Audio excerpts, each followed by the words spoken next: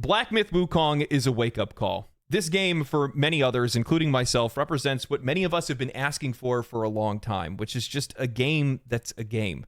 Nothing else. No modern gaming trend chasing, no microtransactions, no live service model. It's not a platform for future expansions. It's just a game that's delivered at a fair price that gives us an incredible experience. That's exactly what this game is.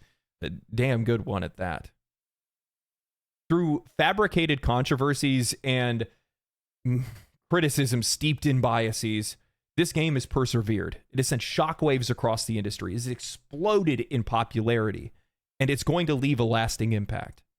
Today, what I want to do is I want to talk about my experience with Black Myth Wukong, but more than that, I want to talk about how this game embarrassed the people that tried to stop it, and what it means for games to come. The gaming industry is at a crossroads. For years, major publishers have doubled down on the belief that live service games are the future, insisting that players crave ongoing multiplayer experiences with microtransactions, season passes, and endless content updates. They've argued that single-player games are a relic of the past, too niche to sustain in an era where constant engagement and monetization are king. Yet, the past few years have told a completely different story. Games like Baldur's Gate 3, Elden Ring, Tears of the Kingdom, and Hogwarts Legacy have not only shattered sales records, but have captured the hearts of millions of players worldwide. These widely single-player experiences, with their rich narratives, immersive worlds, and focus on player agency, have proven that there is a massive untapped hunger for games that prioritize quality over quantity, and meaningful experiences over endless grinds. Now entering the stage is Black Myth Wukong, a game from a country that is not necessarily known for releasing AAA titles, and it's another beacon of what players have been yearning for, a well-crafted, story-driven experience that delivers on its money, telling the tale of one of the most well-known literary works of all time, that doesn't rely on the trappings of live service models or in-game shops, selling 10 million copies within days of the game's release, and breaking concurrent player number records with over 2 million players on Steam. This shift in player preferences isn't just a fluke. It's a sign of a deeper change within consumer behavior, a change that the industry can no longer afford to ignore. Black Myth Wukong was supposed to be just that, a myth. I remember the early trailers and a lot of the dialogue around it at the time, which is that this is an unknown developer, a first-time developer, a Chinese developer using Unreal Engine 5, and well, we already see the history with some of those games.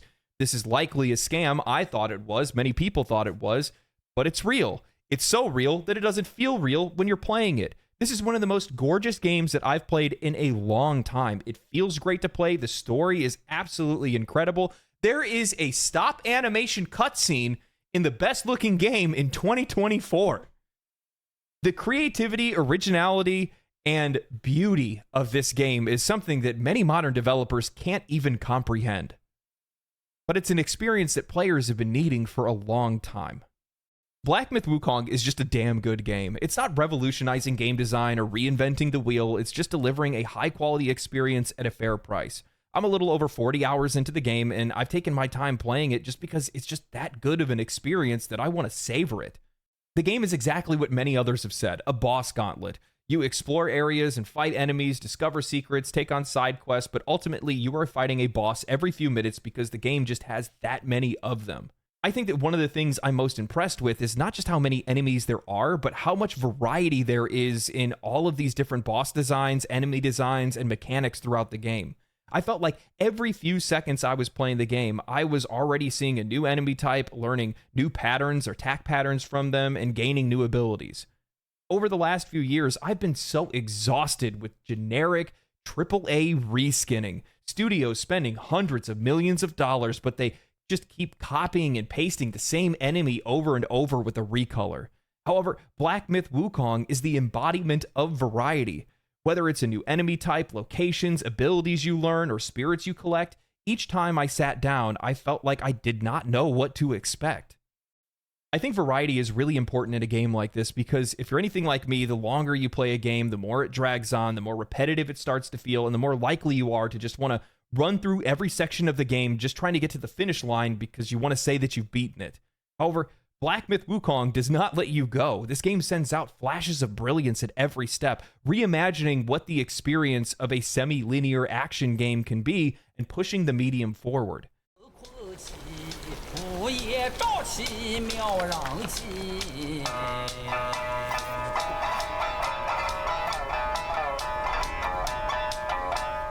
I was already impressed with how jaw-droppingly gorgeous this game is. However, ever so often, I would find these lookout points where you would go to sit and meditate, listen to calming music, seeing the masterpiece that is this game's world design, and being rewarded with a talent point upon completion.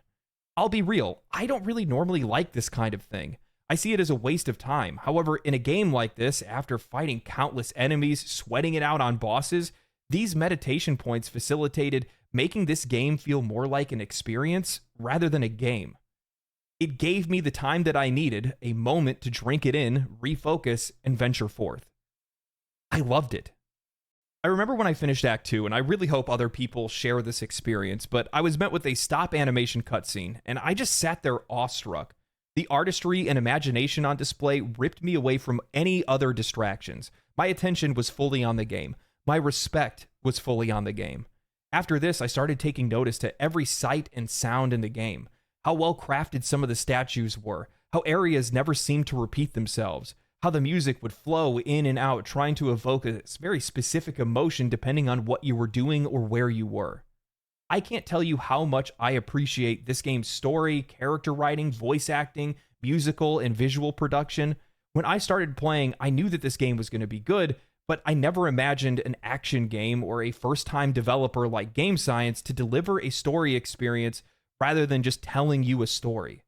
You have to listen, truly listen when you're talking to NPCs because they'll often give you hints at side quests and objectives that will deepen your understanding of the story and its meaning. It blows my mind how few journalists and professional reviewers took note of how satisfying and unique the narrative delivery and overall experience of playing this game is. There is a timeless appeal to a game like this. It's delivering on something that goes far beyond entertainment. It's something deeper, it's something more personal, and ultimately more satisfying. More satisfying than the vast majority of games I've played over the last few years. And this is one of the reasons why I love seeing smaller studios and new studios come up, is because they get it. They still remember that a game is art first and a product second. And when you're a company like Game Science and you pour everything into a game because it's the game that you want to make and you love what you're making, well, this is the end result. A game that gets that message across, and it makes a lot of money. The profit comes after. You have to make a great game first.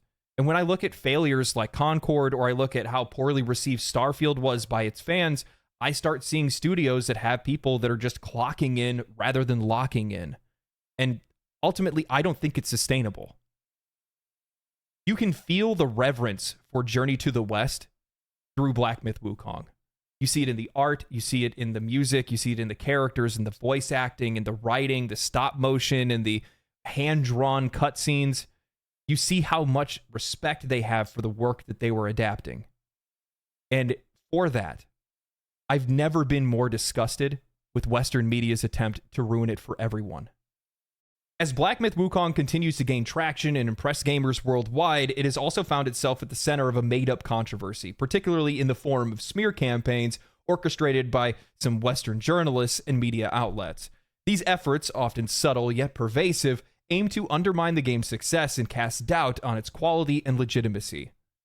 The criticisms of Black Myth Wukong by certain Western outlets like IGN isn't about the game's content. I think it's a reflection of a broader discomfort with the rise of non-Western developers in the AAA space, and developers the media has no power over, which I think is all the more obvious as many of them have run to play defense for Sony's recent failure in Concord. The smear campaigns tend to focus on nitpicking details, spreading misinformation, and creating narratives that paint the game in a negative light, praying that people find them relevant and take their criticism seriously. Because I'm a legitimate journalist. Everybody's favorite gaming reviewers in Kotaku took to writing a lengthy review of Black Myth Wukong painted in a temper tantrum, with the introduction reading, "There's a moment in Black Myth Wukong where It is the perfect visual metaphor for the game's hopeful, proud ascension as China's big breakthrough into the Western AAA pantheon. Unfortunately, that moment is restricted, and we can't talk about it. There are moments in Black Myth Wukong of such enthralling beauty and visual poetry and myth-making, almost unlike anything we've seen in the current AAA gaming space right now. We can't show them to you or discuss their contents. There are realms of lore and mythology and parables and morality plays dancing with such wild abandonment and fantastical, whimsical, imaginative character work and design, giving depth and beauty and context to the otherwise obtuse narrative of Black Myth Wukong. We can't tell you anything about them. And the review continues like this. This childish behavior is in response to a leaked email from Game Science's PR partner asking creators who were given codes to refrain from talking about politics, feminist propaganda, fetishization, and other content that instigates negative discourse.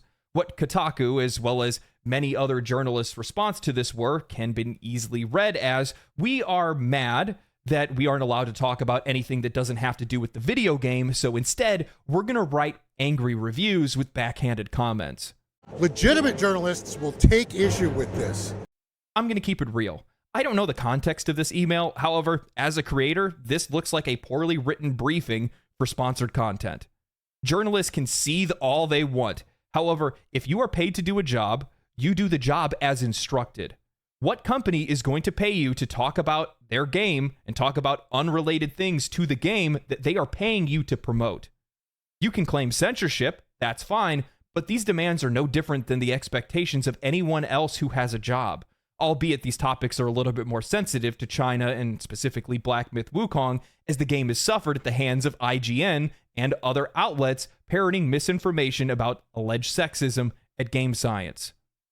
But they wouldn't understand that, would they? Because after all, they can't even do their own job. I mean, whoever's claiming there is a lack of diversity obviously never finished Chapter 3. The face of the destined one. I'm offended by this.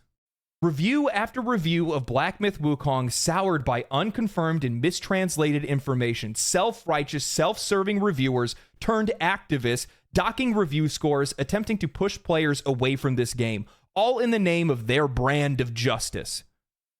Tell me, where is the justice in docking review scores due to the lack of inclusivity and diversity in an adaptation of one of the most respected novels in China's cultural history? Because it doesn't include your modern beliefs. Wanting to culturally appropriate a game made by a Chinese developer, adapted from a Chinese novel, is beyond disgusting and abhorrent. You know, there was a game that came out earlier this year, Tales of Kenzera, this really cool Metroidvania game, very creative, that was made by an African developer with African characters. None of them said anything about diversity then. The logic is never applied evenly because they don't believe in it. It's just a convenient vehicle to maintain relevance.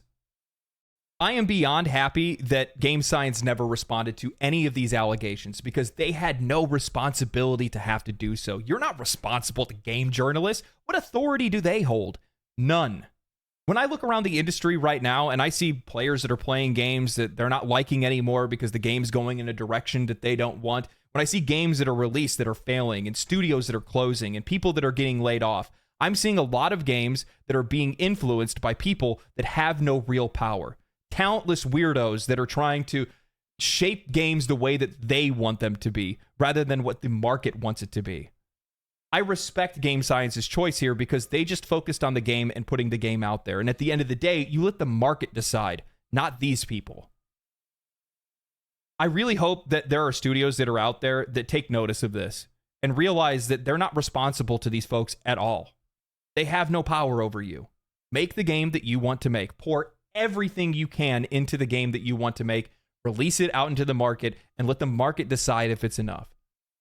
You can't make everybody happy. It's impossible. And every time you try to do so, you're just going to make something that has no identity whatsoever, and it's not going to reach enough players. Concord is proof of that. That's exactly what happened with that game. It has no identity. It's been done before. It came out for $40, and players don't want it. They tried to stop the success of this game, but there was no stopping it. Now, as I mentioned previously, within days of the game launching, it had already hit 10 million copies sold, and on the day of its launch, it rose to 2.4 million concurrent players on Steam. Now it's steadily sitting over 1 million players as people have started to complete the game. A popular headline that ran for about a day was that the game had lost 2 million players within a short period of time. At 1400 UTC, the game was at its peak. At 2300 UTC, the game had lost millions of players. Some people had immediately started claiming that the game was being botted. However, this is a clear indication of how popular the game is in China, with many of those players helping Steam to break its all-time concurrent player count across the entire platform, as well as now being the second most played game under PUBG and dethroning Palworld. Now, there's an important story here that's not being discussed. If we look at the top 15 games all-time played on Steam, including free-to-play games, 7 of those games are widely single-player games, while 6 of them are live service, with 2 of them being Lost Ark and New World on life support. With as hard of a push as we have seen with live service games over the last few years, whether it's full live service or games adding adjacent features like in-game shops and battle passes to single-player games, we are seeing a massive shift from the side of the consumers towards single-player experiences, and can you blame us? Every time I see a new live service game release, I ask, what are you thinking? Players only have so much time and money, and when we are invested in other games, what makes you believe that we're going to come to play your game? Game Science could have easily went and made a gacha game over Black Myth Wukong, but they didn't. They ignored the trend in their country, and I think it was the right thing to do. And honestly, I think it was foresight more than anything else. Why do you think recently we've gotten games like Grand Blue Fantasy Relink or Stellar Blade, both games made by developers that primarily make and run gacha live service games, choosing to instead go to make premium games? Developers are waking up to the realization that there are so many players to sell to and not so much time and money that they can invest in other games. Sony's Concord, in contrast with Black Myth Wukong, is the perfect example of this. If you're going to release a live service game that costs $40 and brings nothing of value, you won't succeed. We're at a point of saturation in which you can no longer borrow time from players that are invested in other games. You have to make them quit playing other games to play yours. Or you have to offer something that isn't a live service so they can play it at their leisure. And this is where Black Myth Wukong and many other premium single-player experiences truly stand out. Unlike the countless live service games that are demanding our time and money for extended periods of time, these games offer a complete, self-contained experience, a premium single-player game that respects our time and our money. It's a game designed to be enjoyed, not endured. And that's something that resonates deeply with players who are growing increasingly disillusioned with the constant grind and monetization schemes that have come to define modern gaming so much. What Black Myth Wukong and similar titles prove is that there is a vast market for games that are focused on delivering a polished experience without reoccurring payments or perpetual engagement. These games remind us of the heart of gaming isn't the endless updates and battle passes, but it's the stories we tell, the worlds we explore, and the characters that we come to care about. In a way, Black Myth Wukong isn't just a commercial success, it's a statement. It's a declaration that players are ready for something different, something that offers more depth and quality over quantity and gimmicks. It's a challenge to the industry, daring developers to rethink their strategies and remember why players fell in love with gaming in the first place. I can't play more than 1 or 2 live service games, and I do this for a living. I just recently started playing Warframe, and I haven't even been able to find the time to go and play Final Fantasy XIV and complete its latest expansion. Look, I'll be honest with you guys. I'm not rich. I don't make a lot of money doing this. I made more money in construction than I do making YouTube videos, but I do love doing this, and I do think that a lot of people are probably a lot like me, and they just can't afford to be invested in that many games because no matter what you say, free to play or not, you're going to end up spending money on it. And putting yourself in a realm where you know you're going to be tempted to spend money, you just can't afford to because you have other things that you're responsible for or other things that you'd rather spend the money on entirely. And it's crazy that game studios have not come to the realization of this, that the more of these games that are out in the wild, the less likely you are to be able to capture an audience because players just can't move that freely. I'm sorry. It's not going to happen. We don't have that kind of money, nor do we have that kind of time. And unless you're going to do something to be able to kill another game, that's really the only way that you're going to find success. And it's crazy to me that they also haven't realized how much more predictable the success for a single player game is, a premium single player game is, over a live service game. We see countless live service games fail, but single player games, especially ones that are coming from AAA studios, still usually have their return on investment, as long as the people that are running the studio are smart enough to hire the right amount of people and make sure that they're not spending too much money before releasing the game. But that's a different story for another video. I do think that there's something else to say with this as well, especially looking with how popular this game is in China, because we really don't see that with Western games. The themes for Western games don't really translate to the East as well. That's pretty much across the board. It's with almost every game that's out there. Things are always really popular in the West, but they don't necessarily translate to the East. But the thing is that this game had no problem crossing the border the other way. And I think there's a reason for that. The wild popularity of a game like Black Myth Wukong speaks volumes about the current state of the gaming industry, particularly the fatigue that many players have started to feel towards repetitive themes that have dominated Western games for years. While Western developers have traditionally leaned heavily on familiar tropes, be it rehashed mythology, Greek or Norse, endless zombie apocalypses, military shooters, or the well-trodden paths of fantasy and sci-fi, Black Myth Wukong is refreshingly different.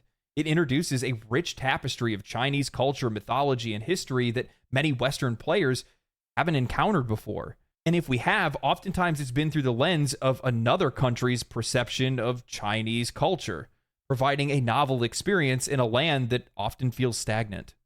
One of the key reasons why Black Myth Wukong resonates so strongly is precisely because it taps into a cultural and mythological framework that is largely unexplored in Western games, because we see so few Chinese releases of AAA quality. The story of Sun Wukong, the Monkey King, and his adventures through the journey to the West are legendary in Chinese culture, but are relatively unknown to Western gamers outside of knowing it loosely inspired Dragon Ball. This unfamiliarity adds a layer of intrigue and excitement that Western audiences are eager to explore. The game presents a world filled with strange and fantastical creatures, ancient legends, and philosophy themes that stand in stark contrast to the normal fanfare that we see from Western studios. Earlier in this video, I discussed the variety of enemies and bosses. The reason they can offer that kind of staggering variety is because there are so few of those designs that are used in other games. I need you guys to understand, this contrast is crucial. After years, decades of playing through the same iterations of the same concepts, whether it's the upteenth military shooter that's set in a vaguely Middle Eastern conflict, another dark fantasy gritty post-apocalyptic world overrun by zombies, or yet another fantasy epic that borrows heavily from Tolkien, players are hungry for something new. Black Myth provides a window into a different cultural worldview, one that feels fresh and invigorating compared to the often formulaic approaches that we've seen in Western games.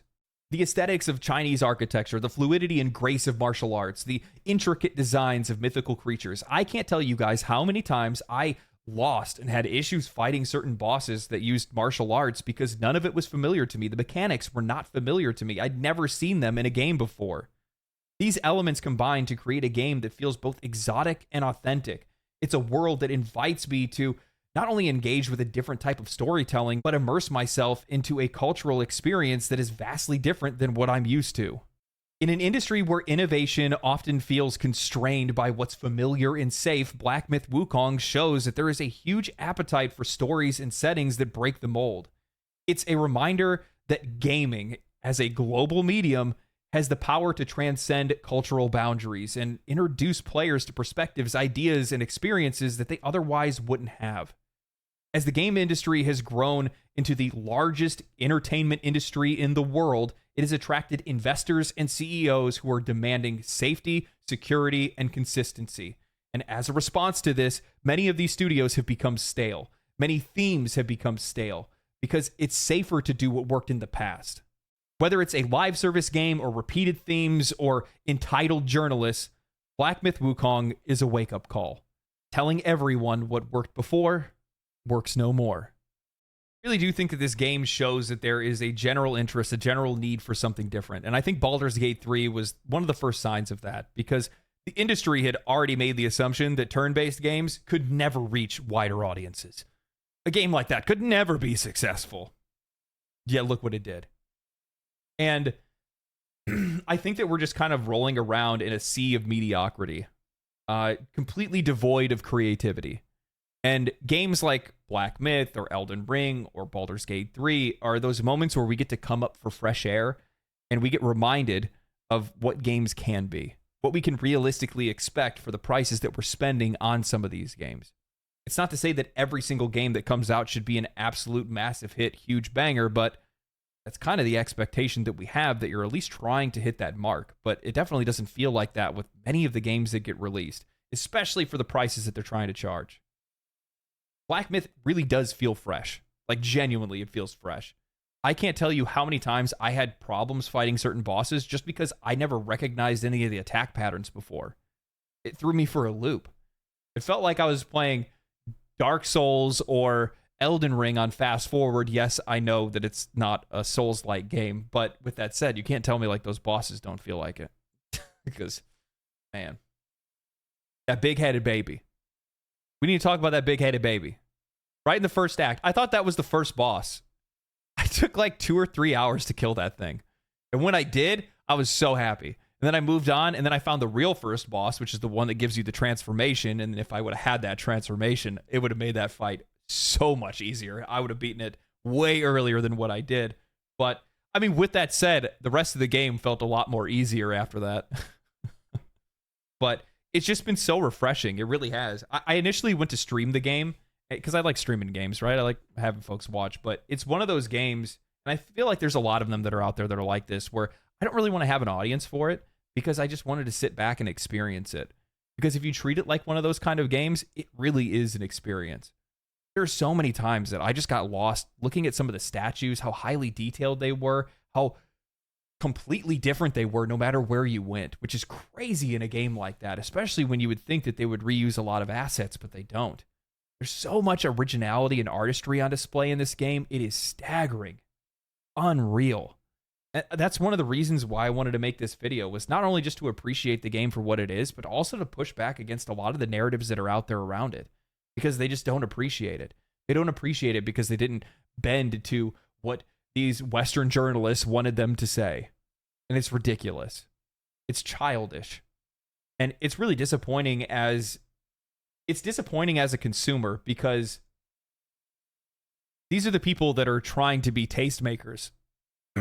Sorry, my voice. I've talked a lot continually for a very long time. Losing my voice now. It's disappointing as a consumer because the thing is that it's just going to show that you really can't trust anyone other than yourself. You can't. You can't read what they say because often it's going to be steeped in criticisms that are so biased. It's unreal. It's just crazy. If you go through and you read some of these things, it blows my mind the way that they would try to paint this game and the kind of picture that they've been trying to paint it in. It really is sad. Their relevance is burning up faster than I can make videos on it. But yeah, I hope you guys enjoyed this video. I absolutely enjoy making videos like this. These are my favorite videos to make. I think you guys know that by now. Many of you have actually subscribed because of the wake up call videos. I keep calling. They don't pick up the phone. But anyway, thank you guys for watching. If you guys did enjoy it, make sure to share this video. Give it a like. Drop a comment down below. Subscribe to the channel if you want to see more stuff like this. And catch me live on Twitch if you guys want to hear me talk about gaming news and whatever else. Outside of that, stay cool, stay righteous, stay safe, my friends. I'll catch you next time. Peace. Peace. Family, family, family, family.